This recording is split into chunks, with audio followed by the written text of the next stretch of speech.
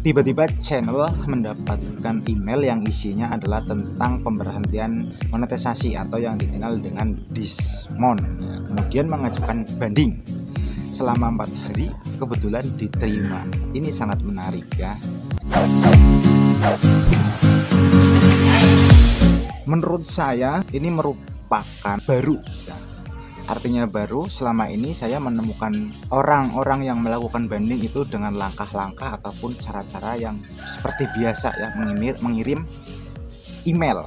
Nah, untuk ini cara ini ya menurut saya itu termasuknya baru yang saya temui ya, khususnya di sini ya, di Indonesia ya. Jadi ini kasusnya adalah, sebenarnya ini kasusnya bukan pada saya ya. Ya terus terang saya nggak ingin memiliki kasus semacam ini, yaitu melakukan banding ya. Kalau artinya pernah melakukan banding berarti pernah mendapatkan masalah. Ini saya temukan itu di beberapa di grup ya, mungkin ada yang satu grup dengan saya mungkin sudah menemukan, ataupun banyak yang belum ya. Semoga saja bisa bermanfaat apa yang saya sampaikan. Setidaknya tahu berapa langkah-langkah yang memang bisa digunakan untuk banding. Baik itu banding apabila Dismon. Dismon itu adalah ketika channel sudah monetisasi, tentunya sudah ada iklannya, tiba-tiba dihentikan monetisasinya karena ada pelanggaran, misalnya dianggap konten duplikat atau kena hak cipta atau lain sebagainya. Ataupun memang banding karena saat pengajuan di awal ya, pengajuan awal terus ditolak karena alasan itu, alasan-alasan yang memang tidak sesuai dengan kebijakan konten, akhirnya kan harus mengajukan banding lagi atau bagaimana. Nah, ini juga bisa mungkin caranya dengan cara yang akan saya sampaikan. Jadi kasus atau narasi yang saya lihat ini yang dibagikan oleh salah satu kreator di grup yang kebetulan saya gabung, itu adalah videonya adalah konten review film, bukan spoiler ya, tapi masih termasuk top list. Tiba-tiba mendapatkan email ataupun channelnya dismonetisasi karena dianggap kontennya itu konten duplikat atau konten berulang ya, konten yang sering digunakan ulang oleh orang lain, ataupun ya bisa dikenal konten reus juga. Setelah banding 4 hari kemudian itu mendapatkan email atau balasan yang sangat baik, yaitu sudah aktif kembali monetisasinya. Jadi lebih jelasnya akan saya tunjukkan sekaligus saya bacakan. Konten saya adalah review film, bukan spoiler tapi top list. 9 Januari tiba-tiba dismonet gara-gara katanya konten berulang. Karena kebetulan saya bisa bahasa Inggris tapi nggak jago-jago amat, akhirnya ajuin banding dengan mengirim video berpidato sekaligus berorasi dengan bahasa Inggris. Jelasin mulai proses editing, ambil video, klip gimana, dan sampai saya ungkapkan pembuatan narasi original hari itu juga.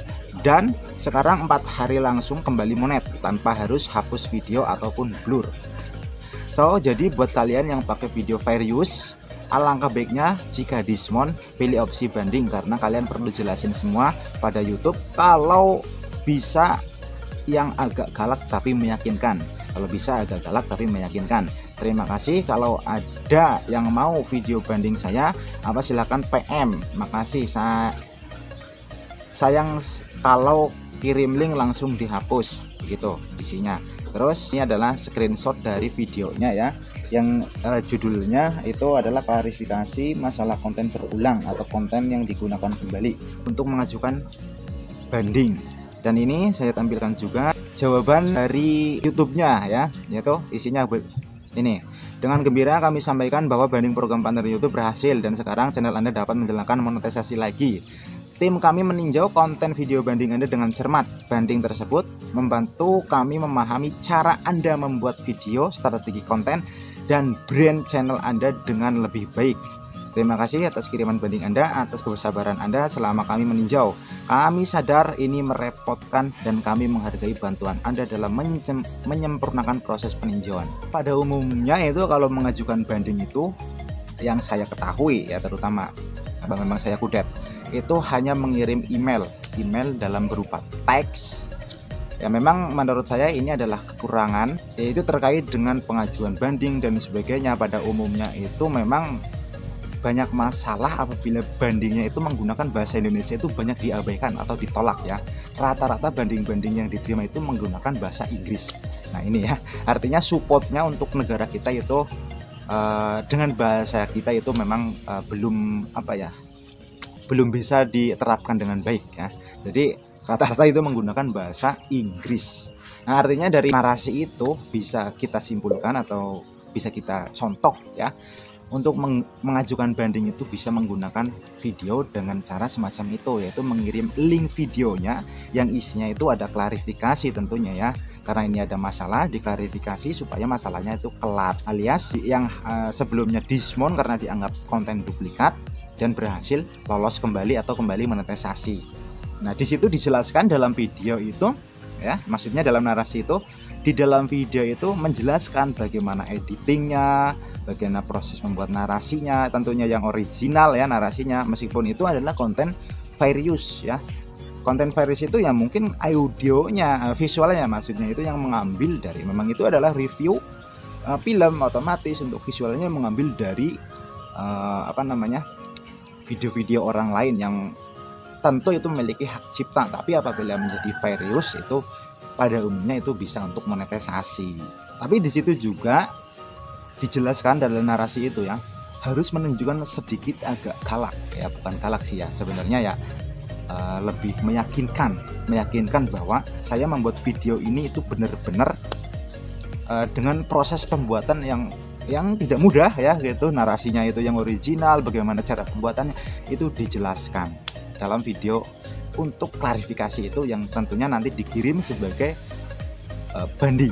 Dijelaskan juga dalam balasannya seperti itu ya, memang sebaiknya itu apabila ada kasus semacam itu lebih baiknya mengajukan banding ya, daripada menghapus atau diedit, di blur videonya menjadi tidak jelas, akhirnya mungkin menjadi konten yang tidak berkualitas. Lebih baik mengajukan banding, tapi dengan catatan video tersebut adalah memang fair use ya, intinya adalah fair use tentunya ya. Kalau memang tidak fair use, saya rasa tetap kalau kena hak cipta akan menjadi susah ya. Kalau fair use itu masih ada toleransi ya, bisa digunakan atau bisa untuk monetisasi. Bagi YouTube sendiri itu adalah kemasukan ya, apabila memang mengajukan banding ya, dengan menjelaskan detailnya bagaimana, prosesnya bagaimana, tentunya yang tidak ringan ya, yang tidak mudah ya. YouTube pun memahami hal itu tentunya. Ini menurut saya termasuk temuan baru yang saya lihat, bukan saya lakukan. Saya tidak pernah melakukan dan tidak ingin melakukan untuk banding ya.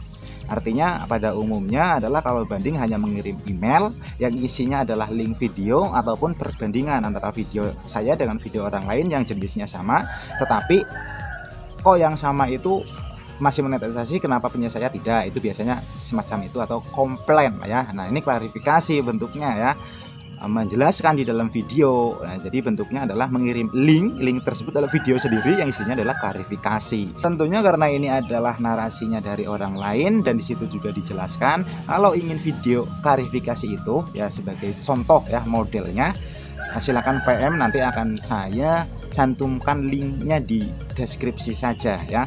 Termasuk juga siapa tahu butuh, nanti akan saya carikan link-link untuk mengirim banding atau emailnya atau halamannya yang tentunya dari Google atau YouTube support yang mengarah untuk mengajukan banding atau lain sebagainya. Oke, itu saja video kali ini ya. Saya tidak menjelaskan bagaimana teknis atau cara membuat banding, tapi lebih saya berbagi ada cara banding-banding lain yang memang lebih efektif. Itu saja, Munaji berbagi sebisanya dan seadanya. Salam.